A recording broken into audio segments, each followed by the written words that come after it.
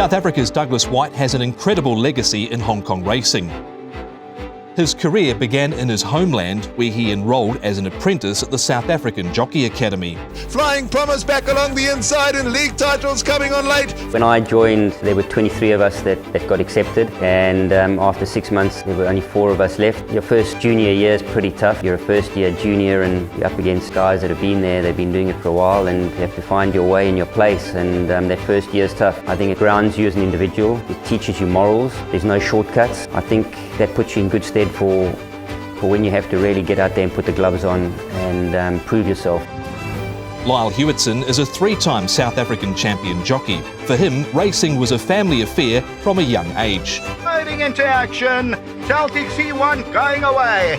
My family was always involved in horses. My mum played polo cross her whole life and rode in a few amateur races. And my dad was a jockey, became an assistant trainer, and more recently trains on his own. And I think I started riding track work when I was maybe 11 years old. Just before I turned 16, started participating in the amateur races in South Africa. The bug had just bit me. The big turning point was my first winner as an amateur rider. It was only my second race ride. I think I forgot to put my goggles on when I jumped out the gate. I was sitting last at the back of the field, and I just flew through them, and when I won, it was surreal. You know, I sort of had my head down from that moment on.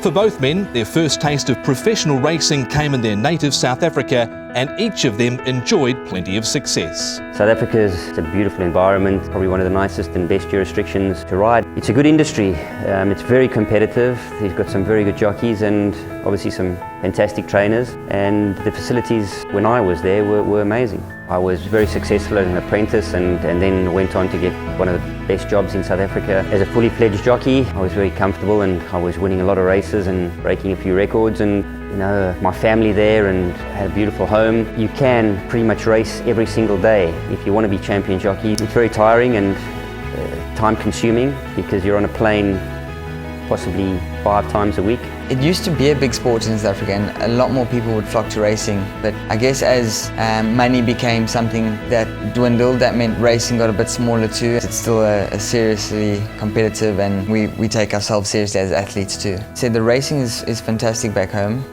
We love it. There's great jockeys, we've got lovely horses, beautiful tracks. For someone who strives to always be better and to achieve more, like myself, you know, you want to be on the world stage. My plan was always to try get overseas, and being an avid racing lover, you're always watching the big races from all around the world. And I think every jockey steps into the academy in South Africa and says, oh, I want to ride in Hong Kong one day.